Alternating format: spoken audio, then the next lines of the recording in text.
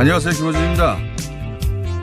서울교통공사의 소위 고용세습 논란은 결국 채용 절차를 적법하게 준수했는가, 외압이 존재했는가 여부로 결론이 나겠죠. 감사원 감사도 진행되고 국감 여부도 정치권에서 결정한다고 하니 그 결과를 지켜보면 될 텐데요. 그 과정에서 불거진 정규직의 자격은 무엇인가 하는 문제는 정치권을 떠나 우리 사회가 숙고해볼 문제입니다. 조선일보는 지난 20일 그들끼리 나눠먹는 취준생 일자리 제하의 기사에서 식당, 목욕탕, 이용사까지 정규직이 됐는데 이들이 공사 업무와 어떤 관련이 있냐며 문제를 삼았습니다. 그러니까 조직의 복리후생을 지원하는 직들은 정직원 자격이 없다, 그런 인식이죠. 과거 기업의 복리후생은 직원들에게 베푸는 시혜로 간주됐습니다. 하지만 이제는 직원의 행복할 권리 차원에서 접근하죠. 또한 노동 생산성과 직결되는 기업 경쟁력 차원에서도 다룹니다. 당연하지 않습니까? 행복한 직원의 생산성도 높으니까요. 그러니까 이 문제는 결국 복지의 개념을 어떻게 볼 것인가 하는 시각과 근본적으로 맞닿아 있습니다. 보수는 복지를 기본적으로 시혜로 보죠. 그러니까 그런 온정의 영역에서 보조 역할을 할 뿐인 이들은 직원이 아니다, 이런 말을 조선일보는 아무 거리낌 없이 하는 거죠. 그래서 이런 기사를 볼 때마다 조선일보에게 묻고 싶습니다. 당신들은 누군가의 복지가 되어본 적이라도 있는가? 김원준 생각하겠습니다.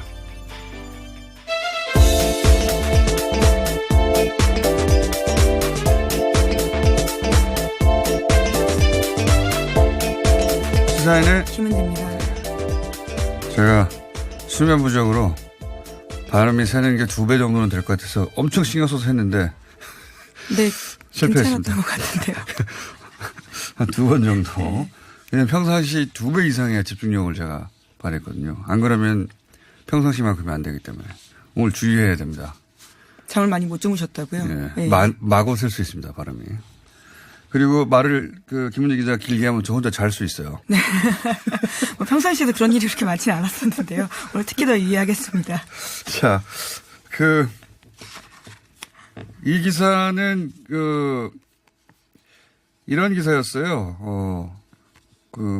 고용세습 논란 처음 불거졌을 때, 식당에서 일하고, 목욕탕에서 일하고, 그리고 이용사들이 어떻게 정규직이 되냐, 이런 문제 제기를 조선일보가 했습니다. 예. 그리고 실제, 보수 정치인들도 했죠. 그때, 때를 맞춰가지고. 네, 말씀처럼 정규직의 자격이 무엇이냐라고는 숙고해볼 만한 문제라고 보는데요. 그러니까 이제 물론 중소기업 중에 여력이 되지 않아서 기업 복지를 원하는 만큼 못하는 경우도 있죠. 당연히. 근데 이제 이 보수는 항상 복지를 인간이라면 누구나 누려야 할 인간답게 살 권리, 기본권, 그렇게 접근하지 않고 여유가 있으면 그때그때 베풀 수도 있는 은혜. 네, 좀 굉장히 철학적으로 차이가 납니다. 보편적 네. 복지냐 선별적 복지냐에 대해서는요. 보수는 기본적으로 선별적 복지에 더 방점을 찍고 있는 건데요. 불우이웃의 관점에서 그렇죠. 접근하는 네. 겁니다. 네. 시혜적 관점이라고 네. 볼 수 있을 텐데요. 같은 사람인데 이 사람의 최소한은 우리가 보장해 줘야 된다, 사회적으로. 이게 아니라 불쌍하니까 도와주는데 일단 내가 여유가 있고 다음에. 이게 완전히 다른 거죠. 근데 이제 기업도 그런 차원에서 복리후생을 했었거든요. 이런 예를 들어 식당 같은 경우에는 반드시 있어야 되는 게 아니었단 말이죠. 예. 근데 지금은 직원이 행복하면 생산성이 높아진다. 당연히 그렇게 생각하는 거죠. 과거에는 돈 주면 당연히 일해야 돼. 그렇게 접근했다가 기업 논리로 봐도 직원이 행복하면 생산성이 높아지면 이윤이 좋으니까 당연히 그렇게 접근해야 되는데 보수는 아직도 이런 그 복리후생에 관한 영역 예를 들면 이것도 여전히 복지와 비슷한 관점에서 직원들에게 반드시 필요한 할 수만 있다면 직장인들에게 매일의 점심이 얼마나 중요해요. 예. 밥 잘 먹고. 네, 그렇죠. 그리고 그렇게 만들어주는 분들도 당연히 그 구성원으로 그분들에게 안정적 취업 여건 마련해 주는 게 중요하다고 생각할 수 있어야 되는데 그런 인식이 전혀 없는 거죠. 네, 특히 식사는 숙련도가 더 중요한 직종인 것 같은데요. 자, 어쨌든 보수야당이 사실 여부를 떠나서 고용 사슬이라는 용어로 프레임을 만든 것은 저는 효과적인 정치 공세였다고 보는데 그 과정에서 밥 해주는 사람이 왜 직원이야? 라는 말을 자기들끼리 스스로 말을 해버림으로 해서 마이너스 점수를 받았습니다. 그래서 희한하게도 여당도 야당도 이 국면에서 지지율이 동반하락하는 기현상이 벌어졌어요. 어제 리얼미터 조사에서 어떤 정당도 지지율이 오르지 않고 모두 동반하락해서 이 생각이나 다시 한번 짚어봤습니다. 자, 그런 말을 하니까 지지율이 하락하는 거죠. 이제 세상이 변했거든요. 자, 첫 번째 뉴스는요. 네, 오늘 오전 10시 판문점 북측 지역 통일각에서 제10차 남북 장성급 군사회담이 열립니다. 이번 회담에서 남북은 9.19 군사합의서 이행과 관련한 중간평가와 향후 추진 일정 등을 우선 협의하게 되는데요. 서해 평화수역과 공동어로 구역 등을 논의할 남북군사공동위원회 구성, 운영, 방안과 한강하구 공동조사 방안도 함께 논의합니다. 또한 남북은 어제 판문점 공동경비구역 즉 JSA의 비무장화를 위해서 초소화 병력, 화기 철수 작업을 끝냈습니다. 그러니까 이르면 다음 달 중에 남북 민간인과 외국인 관광객의 JSA 남북지역 자유왕래가 가능할 것으로 보입니다. 관련 뉴스 이제 계속 나오는데 결국 한마디로 말해서 이제 JSA가 만들어진 애초의 취지로 더 들어간다는 거죠. 그렇죠. 예. 여기는 완전 비무장 지역으로 설정했는데 그런 적이 없었거든요. 근데 이제는 화기도 다 내보내고 또 중요한 것은 특히 지난 그 첫 번째 판문점 김정은 위원장과 그 문재인 대통령의 만남에서 넘어왔지 않습니까? 네, 서로 넘고 넘었습니다. 월경의 모습들을 보여줬었는데요. 근데 이제는 그걸 일반인들이 할 수 있다는 그렇죠. 걸 민간인들이. 굉장히 포토존이 될 것 같다는 생각이 드는데요. 거기 엄청난 관광객이 싶은, 아마도 다음 달부터 가능해질 것 같은데 전 세계에서 많이 오겠죠. 그래서 김정은 위원장이 왔던 북한 측 건물 그거 가볼 수 있는 거예요. 그 앞에까지 이제 누구나. 이제 긴장 완화라는 차원에서 굉장히 의미 있는 일들입니다.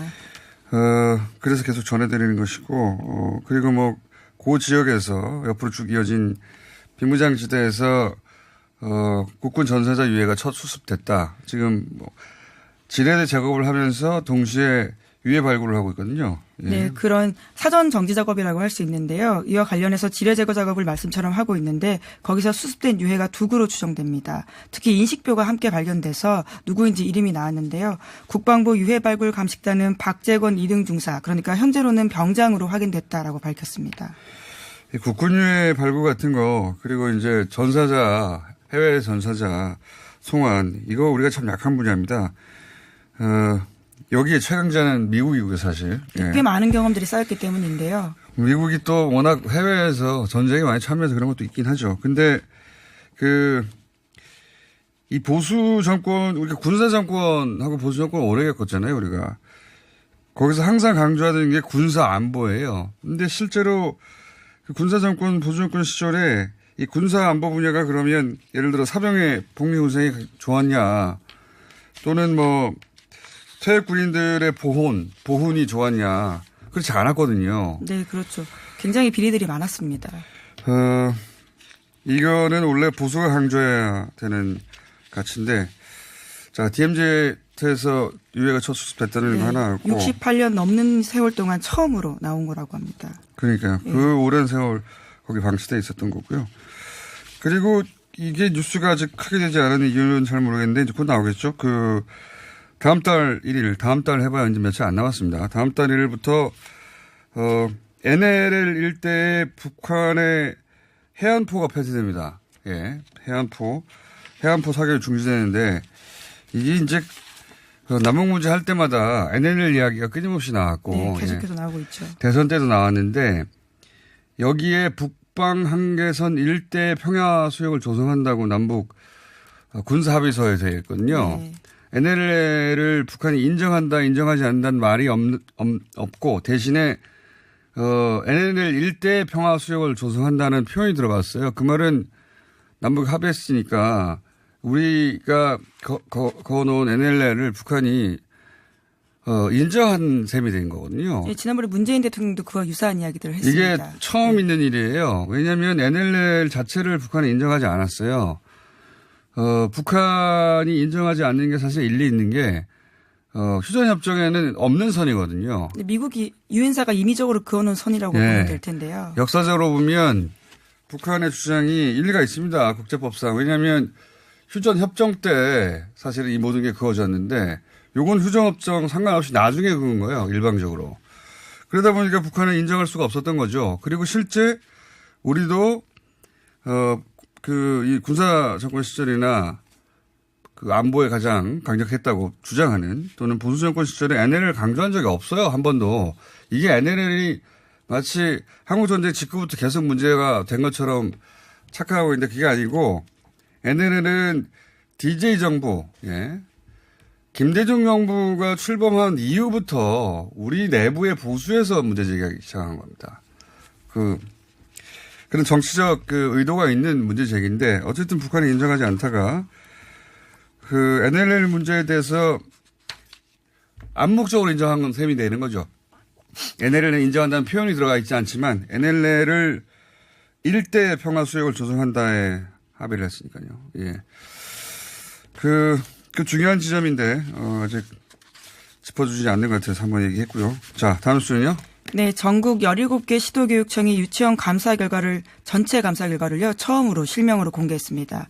해당 교육청 홈페이지를 가면 모두 확인할 수 있는데요. 지난 2013년부터 2018년 상반기까지 2,100여 개의 유치원을 대상으로 감사한 내용입니다.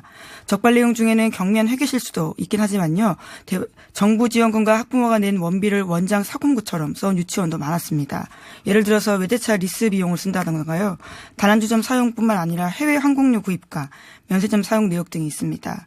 현재 정부는 전국 사립 유치원 4,200여 곳에 대해서 연간 2조 원의 국가 예산을 지원하고 있는데 그러니까 사립 유치원 한 곳당 연평균 4억 6천만 원에 달한다라고 할 수 있습니다.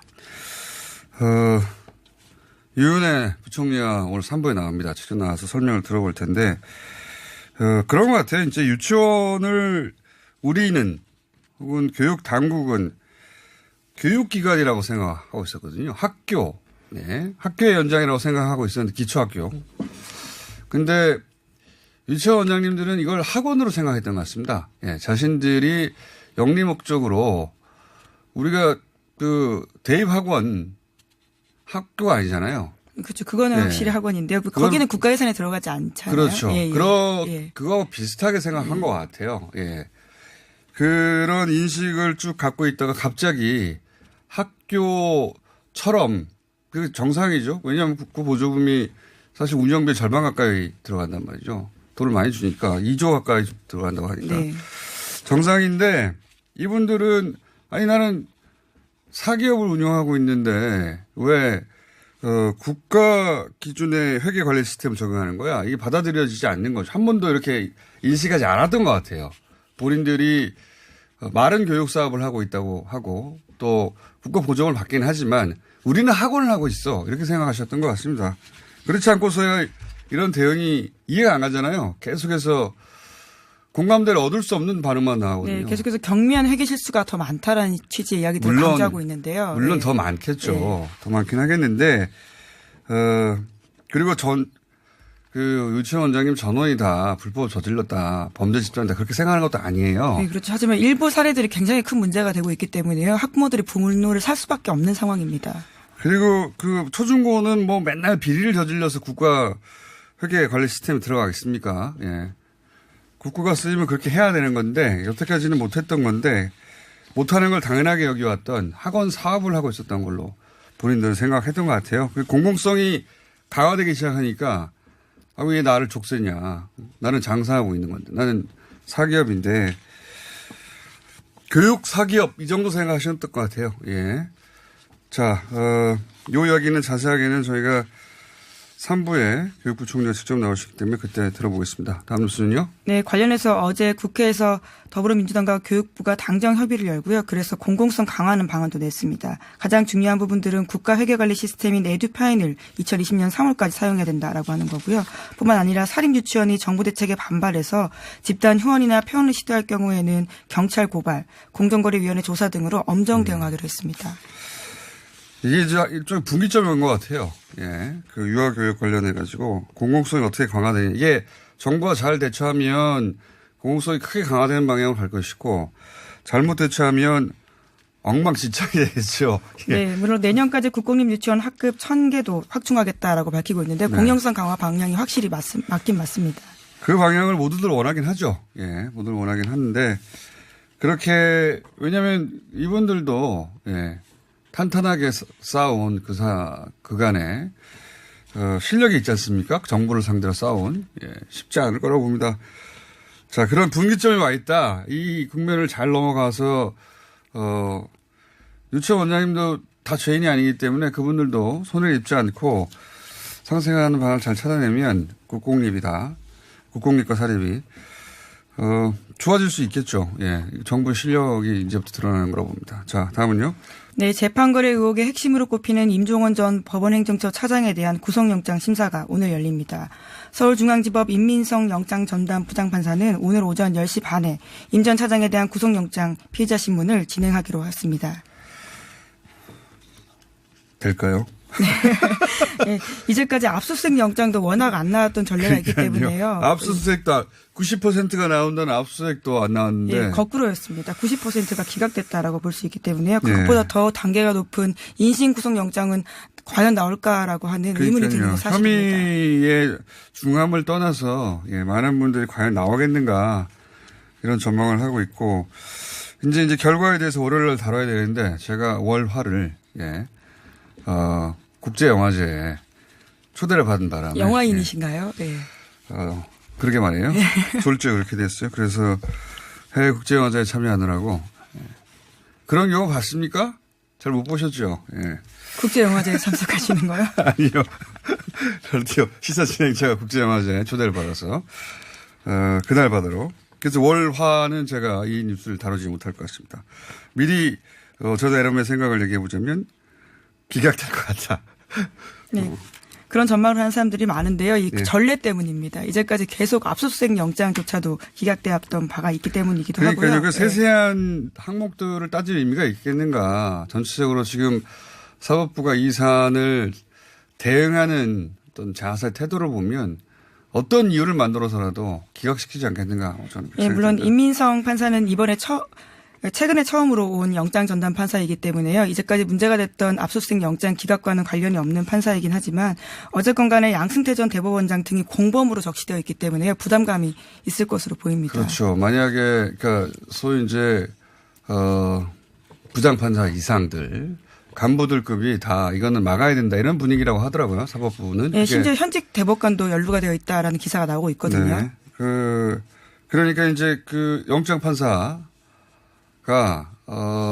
중앙간부 정도 되는 직급인데 그분이 그 소위 자기 상관들의 분위기들이 이러한데 그걸 반하게 조직에 그러니까 이게 그 죄를 따지기보다 이게 이 조직 안에서 내가 어떤 말을 듣게 될 것인가 하는 게 머리에 먼저 들어오면 안 되는 거잖아요. 근데 그런 상황이 되어 있다 지금.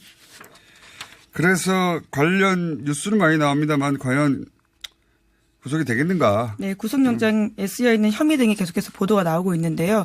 그러니까 30개 가까이 된다라고 합니다. 그럼에도 불구하고 계속해서 불투명하다라는 전망들을 내놓을 수밖에 없는 거죠. 그러니까요. 지금 영장에 청구된 임종원 전 차장 관련해서는 뭐 검찰 진술을 하지 말아달라고 증거인멸 혐의 같은 것도 포함되어 있는데. 네, 소위 대포폰을 사용했다라고도 하고요. 그래서 이제 이런 걸 하나하나 따져서 이건 구속 가능성이 뭐 높습니다, 아닙니다 할 수 있긴 하지만 의미가 있겠는가 그게.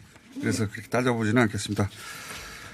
자, 오늘 여기까지 해야 될 것 같은데 재미있는 기사 하나 더 있긴 하네요. 네. 한겨레가 계속해서 가짜뉴스 공장 관련된 소식을 전하고 있는데요. 이번에는 이 에스더 기도 운동회가 보수단체 20여 개를 만들어서 2012년 총선 등 주요 정치적 시기에 아스팔트 구구 활동을 했다라고요. 보도했습니다.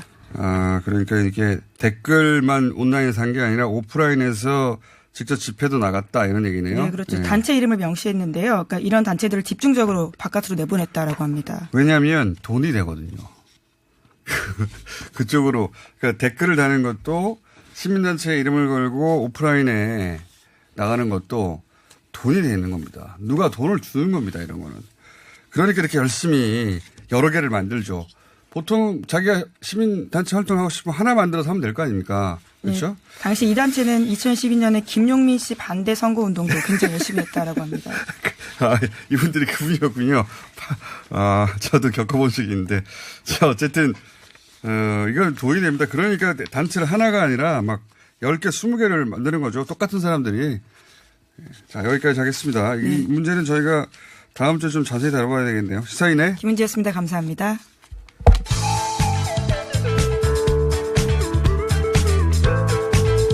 뉴스의 깊이가 다릅니다. 최고의 뉴스 생산자 김어준입니다.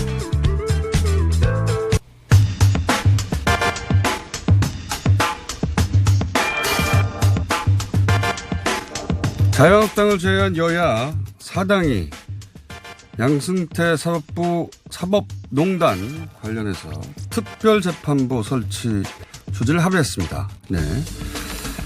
자, 이 문제 관련해서 바른미래당 김관영 원내대표 연결해서 이야기 나눠보겠습니다. 안녕하십니까, 대표님. 네, 안녕하세요. 정말 오랜만입니다. 네. 예, 반갑습니다. 대표님이 되신 이후에 통화하기 힘드네요. 네. 별 말씀을요. 자, 전화 주세요. 네. 법조인 출신이시니까. 예. 회계사도, 회계 자격증도 가지고 계시죠? 예. 공인회계사. 예. 공부 많이 하셨습니다. 자. 별 말씀을요. 예. 자, 우선 이거부터 여쭤봐야 될 것 같습니다. 특별재판부 이전에. 원래 뭐 국정조사 하자. 예. 법관 탄핵 소추하자. 예. 그리고 또 특별재판부 이 세 가지 정도 방안을 얘기했었는데. 예. 국회 국정조사야 이제 뭐 최순실 국정농단 국정조사 이외에는 성과가 없었으니까 그건 큰 의미가 없는데 법관 탄핵 소추는 안 하고 특별재판부만 합의가 된 겁니까? 그렇게 된 거죠. 우선은. 법관 탄핵 소추는 안 하는 겁니까? 아니면 일단 논의를 뒤로 미뤄둔 겁니까? 이제 법관을 탄핵할 수 있도록 헌법에는 근거가 있는데요. 예. 지금까지 우리 정부가 수립된 이후 70년 동안 법관을 국회에서 탄핵한 일은 아직까지는 없습니다. 시도는 했었죠. 예. 그런데 어쨌든지 이제 탄핵 소추를 하려면 범죄 혐의에 대해서 상당한 좀 판단 근거가 있어야 되는데 아직까지는 지금 그런 것들이 나오지 않았고요. 재판도 진행되지 않았고 아직은. 예. 그렇기 때문에 지금 국회에서 탄핵 소추까지 얘기하는 것은 아직은 이르다. 알겠습니다. 라는 판단이고요. 네, 가능하면 또 삼권 분립의 문제가 있기 때문에 국회가 사법부에 사실 관여하는 것은 사실 가장 최소한으로 관여하는 것이 저는 맞다고 생각합니다. 예. 알겠습니다. 자, 그러면 특별재판부가 뭔지를 좀 설명해 주십시오. 이게 그 박주민 의원의 발의로 시작된 논의인 걸로 아는데. 예, 박주민 의원님이 발의는 하셨는데 주장은 제가 맨 처음 했습니다.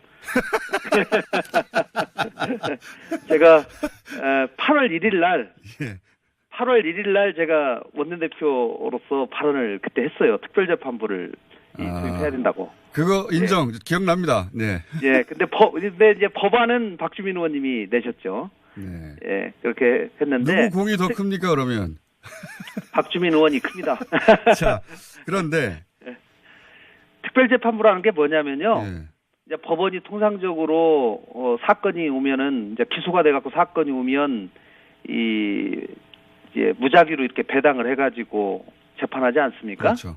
예, 그런데 특별재판부를 구성하려면 이제 일단 국회에서 별도의 법을 만들어서 이 여러 가지 독립성이라든가 이 상당히 제 식구 감싸기의 문제가 지나치게 심각하기 때문에 이 문제를 사법부에 독자적으로 이 재판부에 맡겨놓기는 도저히 안 되겠다. 그래서 이제 영장 전담 법관 또 1심, 2심 이 재판부를 별도로 구성을 해서 이 사건에 관해서만 국정농단 사건에 관해서만 재판할 수 있는 별도의 재판부를 구성하도록 하는 것이 특별재판부입니다. 이렇게 1심, 2심 재판뿐만 아니라 영장도 요 사건 한해서는 영장 심사를 다른 판사가 하게 하자 이런 취지네요.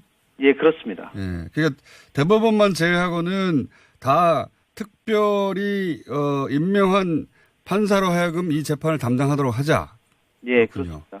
예, 예. 자. 그러니까 이제 법관 이 사건을 담당할 재판부를 구성함에 있어서 통상적인 법관으로 구성하지 않고 별도의 추천위원회를 구성해서 그 추천위원회를 통해서 추천된 사람 중에 재판부를 구성하도록 하는 거죠. 예.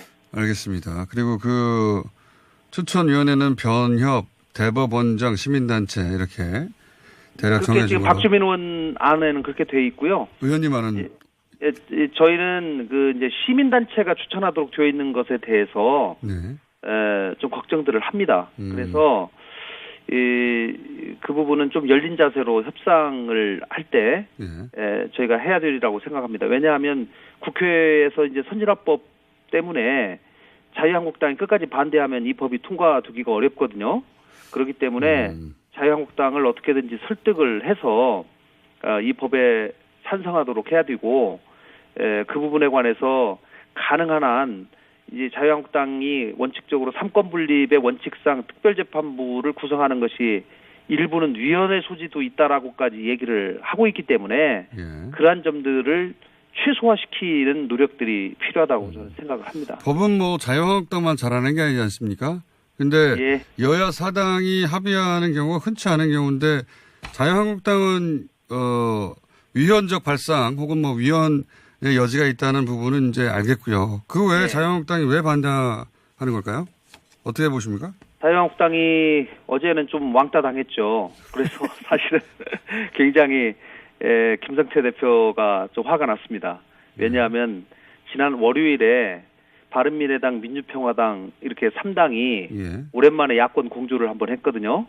그래서 이 서울시 교통공사 고용세습 고용세습 문제와 관련해서 국정조사를 같이 요구를 해서 이제 어쨌든지 제1야당으로서 존재감을 보였고 야권 공조를 오랜만에 했는데 불과 3일 만에 또 특별재판부 구성과 관련해서 이번에는 민주당 주도로 사당이 이렇게 하다 보니까 굉장히 좀 소위감을 느낀 것 같습니다. 근데 왜 그 여야 사당이 이렇게 같은 몫을 내는 게 쉽지 않은 일이고 그런데 자유한국당이 왜 여기서 빠졌을까요?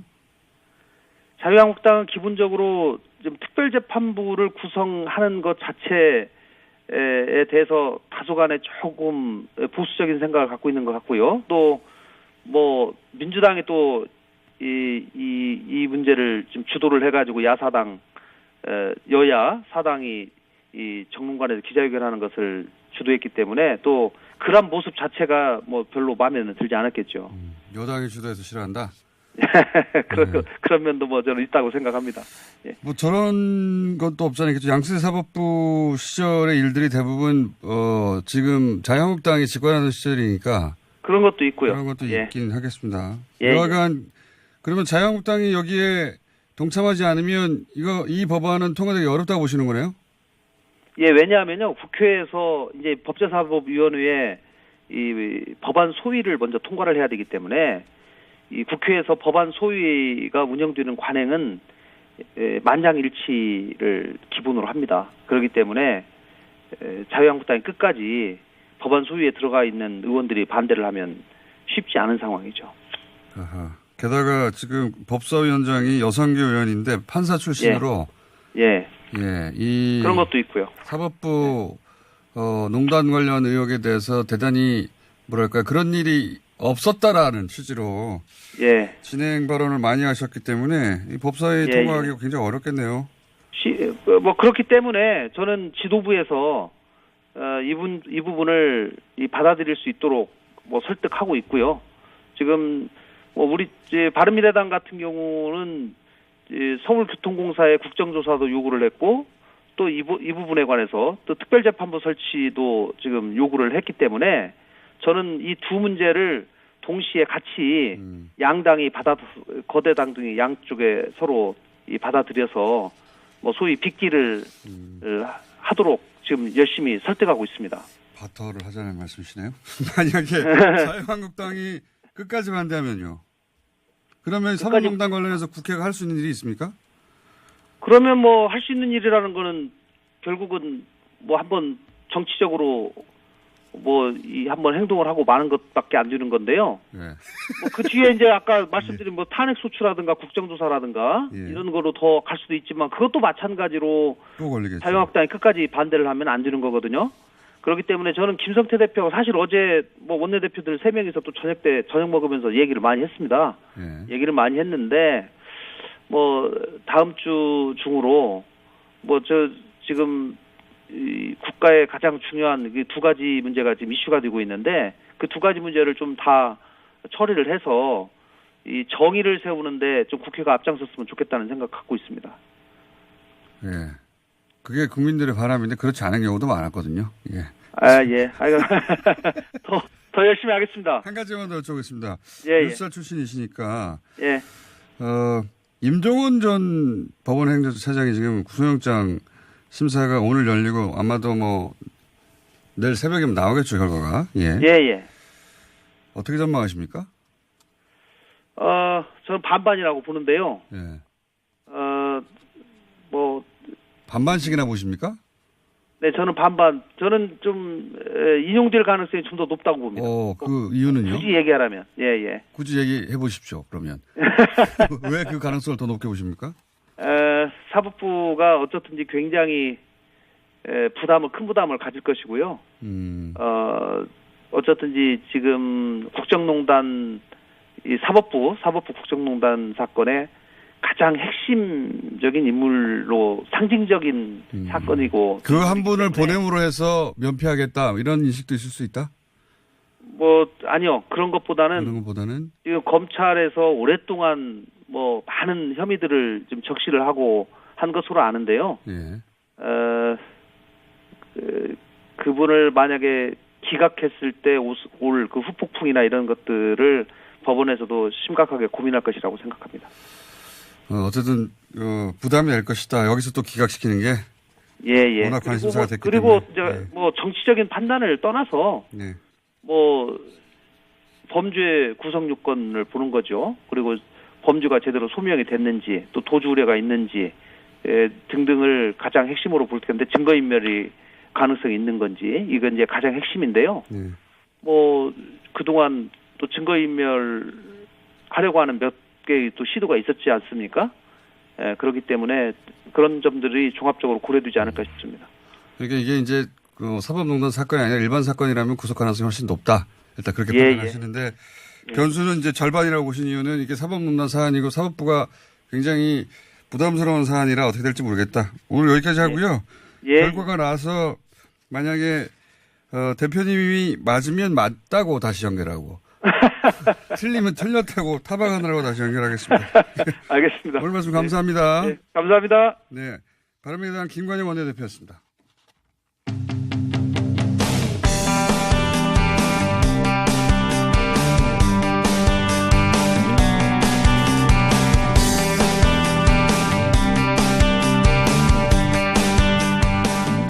주가가 이상하죠. 갑자기 떨어지고 미국도 갑자기 크게 폭락하고 그래서 저희가 일주일에 한 번씩만 하는 이 경제 코너를 한 번 더 합니다. 네.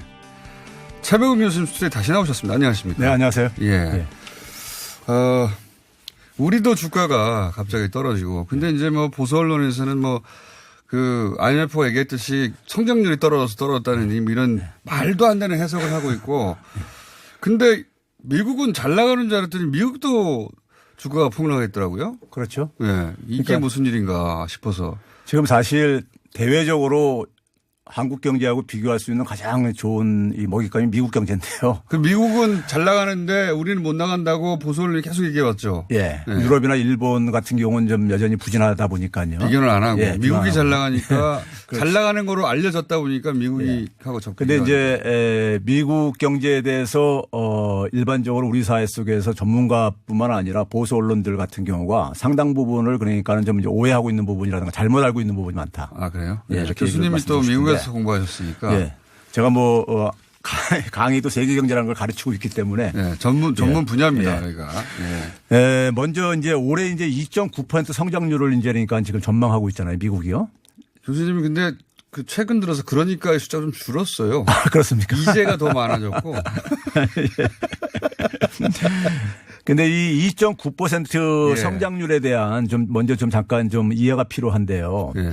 금융위기 이전에 한 20년 이상 동안에 미국 경제의 연평균 성장률이 3.3%였었습니다. 아, 금융위기 이전에는요? 예. 근데 금융위기 터지고 나서 한 번도 3%를 넘은 적이 없었어요. 아하. 그만큼 미국 경제가 체력이 좀 약화됐다는 얘기고요. 올해 2.9%는 2015년도에 2.9%하고 이 두 개가 최고인지인데 금융위기 이후에 금융위기 이후에는? 올해 2.9%의 상당한 부분이 좀 이제 착시 효과가 하나 있는 게 뭐냐면요. 예. 트럼프 행정부에서 대규모 감세를 했잖아요. 지난해 예, 연말 예. 올 초에요. 그래서 이제 이 재정 효과로 인해서 그다음에 재정 투입도 굉장히 많이 증가시켰고요. 예.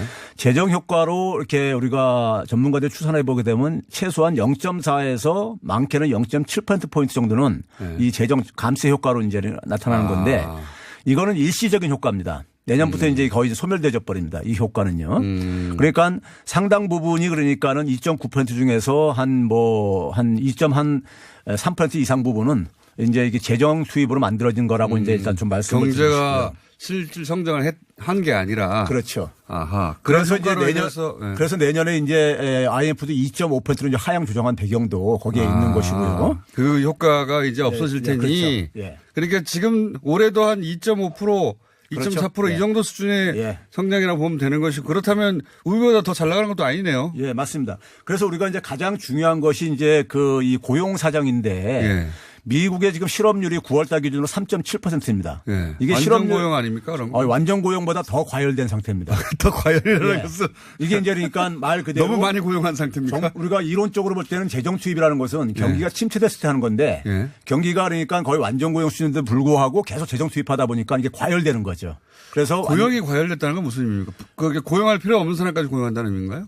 이제 그것보다는 이제 그러니까 일시적으로 이제 그러니까 노동시장이 굉장히 이제 수요가 이제 좀 폭발적으로 증가하면서 이제 일시적으로 이탈할 수 있다고 봐요. 그러니까요. 원래 완전 고용이라는 것이 0% 실업률을 의미하는 건 아니기 때문에. 그렇죠. 예. 그렇기 때문에 일부 이제 그러니까 미국 같은 경우는 한 4.5% 전후가 이제 그러니까 되게 이제 완전 고용 수준의 실업률이라고 보는데 근데 그러니까 그 정도는 자연적으로 예. 이직하는 기간이라든가 혹은 뭐 자기가 쉬고 싶어서 쉬었다든가 뭐 그런 정도가 된다고 보고 예. 그렇죠? 일하고 싶은데 일할 수 있는 사람이 다 고용된 걸 완전 고용이라고 보면 한 4점 몇 프로까지는 4.5% 정도는 예. 이제 되게 이제 완전 고용이라고 보는데 그 그거보다 이하로 더 떨어졌으니까 그러겠네요. 이게 좀 과열된 거라고 이제 보는 겁니다. 예. 그래서 이제 이 3.7%가 53년도에 1953년도 11월 달에 3.5%를 기록한 이래 가장 최저 수준이에요. 그러니까 이제 실업률만 보게 되면 굉장히 고용 상황이 그렇죠. 좋은 거죠. 그래서 근데 경제 이제 성장률 플러스 실업률이 이렇게 낮다. 예. 미국은 좋아. 이렇게 계속 보도해왔거든요. 근데 이제 우리나라도 실업률을 보게 되면요. 9월 달에 3.6%입니다. 실업률만 보면. 예. 실업률만 그러면 보면요. 우린 좋잖아요. 우리도 그러면. 그러니까요. 그러니까 무슨 얘기냐면은 완전 고용인데요. 실업률이 이제 충분히 현실을 반영 못 한다 이거죠. 아하. 그래서 우리가 사용하는 게 이제 고용률이라는 지표를 많이 얘기했잖아요. 거꾸로 고용. 근데 고용률을 보게 되면요. 미국하고 우리나라하고 비교해 봤을 때 우리나라가 61.2%입니다. 고용률이. 예. 9월 달에요. 예. 근데 미국이 60.4%뿐이 안 돼요. 우리보다 낫네요. 지금 무슨 얘기냐면 실업률이라는 것이 우리가 3.7%가 우리나라 같은 경우 3.6%가 많은 사람들한테 피부에 와닿지 않잖아요. 그렇죠. 왜 그러냐면은 구직 활동하다 포기한 사람들이 여기 잡히지 않기 때문에 그렇습니다. 네. 이런 사람들이요. 그러다 보니까 고용률도 미국은 그러니까 60.4%뿐이 안 돼요. 물론 미국은 16세 이상 인구 기준으로 하고 우리는 15세 이상 인구 기준으로 하는데 그 차이가 조금 있지만은 그래도 어쨌든 우리가 고용률이 높습니다. 높고요. 거기다가 금융위기 이전 수준보다도 여전히 한 2.9%포인트가 한 3%포인트 가깝게가 낮은 수준입니다. 고용이 그러니까 충분히 회복이 안 됐다는 얘기입니다. 예. 그러니까 많은 사람들이 노동시장에서 이탈을 함으로써 물론 이제 고령화 효과도 있지만 이탈을 함으로써 그러니까 실업률은 낮게 잡히지만은 네. 고용이 충분히 일자리가 많이 증가한 건 아니다. 아, 예상보다. 미국도 예, 그렇다. 그렇다는 얘기죠. 분석을 자세히 보면 미국 경제가 그렇게 좋은 게 아니다. 그렇죠. 예. 제가 이제 그 말씀을 이제 좀 드리려고 하는 건데 네. 그래서 이제 임금 증가율도 보게 되면요. 예. 9월 달에 그러니까 우리가 대개 이제 중간 임금층들의 임금 증가율을 보게 되면 3.5%가 올라가지고 좀 많이 올라간 편입니다. 예. 지난 금융위기 이후에 보게 되면요. 근데 이게 금융위기 이전에 최고치가 한 4.3%였었어요. 그러니까 교수님의 전체적인 취지는 올해 내내 미국은 경제가 잘 나가는데 우리는 왜 못 나가냐고 얘기해 왔는데 미국 경제가 그렇게 잘 나가는 게 아니다. 회복이 건강하지 않다는 얘기입니다. 건강하지 않다 이런 예. 말씀이죠. 그게 그러면 지금 갑자기 주가가 떨어지는 데에 어떻게 터지고 있는 건가요? 그렇죠. 그동안에 미국이 돈을 엄청 이제 투입했잖아요. 예. 사실 우리나라가 그 정도 돈을 투입하면 우리도 성장률 굉장히 많이 올릴 수 있습니다. 그런데 돈을 엄청 그러니까 오바마 행정부 때 한 8조 달러까지 투입을 했었어요. 예. 금융회사를 살리려고요. 예. 그러다가 해수를 했음에도 불구하고 여전히 그러니까는 연준의 미국의 중앙은행의 연준의 자산이 한 3조 5천억 달러 이상이 증가한 상태입니다. 돈이 더 이제 새로 투입된 거죠. 예. 그러면은 그 부분이 일부는 그러니까 실물 부분으로 예. 경제활동으로 들어갔지만은 예. 상당 부분이 글로 안 들어가고 예. 이게 자산시장, 주식시장이나 주택시장으로 부동산. 들어갑니다. 아. 그리고 이제 신흥국가로 돈이 이제 많이 빠져나갔고요. 그러니까요. 아하. 그러다 보니까 이게 주가를 끌어올리고 예. 그다음에 부동산 가격 끌어올리고 예. 뭐 이런 식으로 이제 작용을 한 거죠. 예. 했는데 결국은 이제 우리가 경제라는 것은 기본적으로 실물 부분이 일자리가 많이 건강한 좋은 일자리가 많이 생겨야지만이 경제가 기초가 이제 체력이 튼튼한 건데 그 부분에는 상대적으로 돈이 그러니까 적게 이동하고 상당 부분이 자산 가격 상승으로 올라갔는데 자산 가격 상승으로 혜택을 본 사람은 상위 한 10% 이내로 국한되져요. 그거보다 더 적을 것 같은데요. 어쨌든. 그러니까요. 아니, 예. 넓게 보더라도 그렇다 이겁니다. 예. 그러다 보니까는 결국 그러면 이제 신용을 지금 이제 금리를 인상을 하고 예. 그러면서 이제 이게 신용을 다시 회수하는 겁니다. 예. 회수하다 보면 아무래도 그걸로 만들어진 거품은 꺼질 수밖에 없는 거죠. 아, 그런 일이 벌어지고 있군요. 예. 말씀하신 내용을 100% 이해는 못했는데 큰 취지는 이해했습니다. 한 가지만 더 이제 얘기하면요. 예. 가계 소비 지출이 그러다 보니까는 임금이 여전히 그러니까 금융위기 이전보다 충분히 안 오르다 보니까 예. 가계 소비 지출액이 금융위기 이전 추세에 비해서 지금 현재 시점에서 보게 되면은 한 5.7% 한 8천억 달러가 여전히 그러니까는 낮은 상태입니다. 미국도. 예. 돈을 안 그러니까 쓰고 있네요. 덜 쓰고 안 쓰고 있는 게 아니라 쓸 여력이 없는 거죠. 돈쓸 여력이 없다. 충분히 임금이 인상이 안 된 겁니다. 아하. 그리고 이제 기업 투자 비중도요. GDP 대비 그러니까 한 17%도 안 되는데 16.9%인데 이게 그러니까는 금융위기 이전에 그러니까 19.9%였었어요. 예. 그러니까 여전히 한 3% 낮죠. 기업 거기도 투자가 그러니까 충분히 회복이 안 되어지고 있는 거예요. 자, 지금 오늘 하는 얘기는 다 미국 경제에 대한 이야기입니다. 우리 이제 그 경제지하고 보수들이 우리가 잘 못하고 있다라는 이야기를 하기 위해서 항상 미국 경제를 끌어와 가지고 지표들이 좋다라고 얘기해 왔는데 기다렸다는 듯이 이제 미국 주가가 떨어지자 교수님이 나와서 그거 아니라고. 자, 봐라. 왜 그런지 설명해 줄게 하고 쭉 설명하셨어요. 요는, 억지로 만들어낸 그 수치들이 있는데 그건 내년이면 빠질 것이고 그리고 그 돈들이 부동산하고 주식으로 갔다가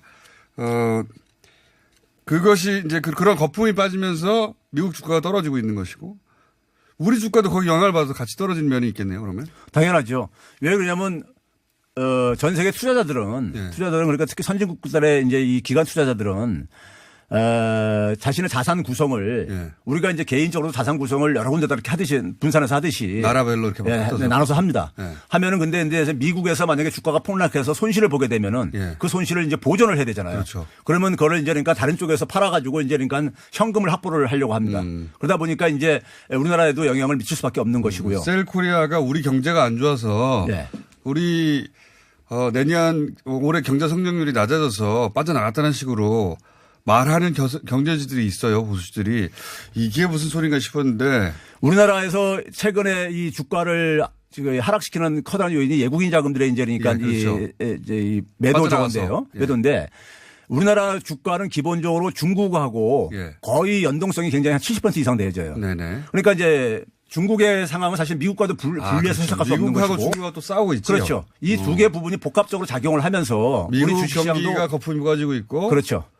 그리고 미국하고 중국하고 싸우고 있고. 그러니까 외국인 투자자들이 불안감을 느끼고 현금화하고 뭐 이런 과정이군요. 그렇죠. 미국 그걸 설명해 주셨습니까? 미국 경제가 그렇게 좋은 건 아니다. 예. 라는 말은 처음 듣네요. 근데 교수님처럼 말하는 분이 왜 없죠? 그러니까 이게 이제 겉에서 보고 싶은 것만 아니면 충분히 이제 내부 사정을 이해를 못 하다 보니까는 혹은 우리 경제를 때리기 위해서 그걸 좋은 면만 끌어와서. 그렇죠. 예. 예. 내부 상황을 충분히 또 이해 못 하는 것도 있고요. 예를 들면 하나만 더 제가 소개하면 이런 게 있습니다. 1초밖에 안 남아서 얘는 그래요? 다음 주에 드셔야겠습니다. 그렇습니다. 최백연 교수님이었습니다. 감사합니다. 네, 감사합니다.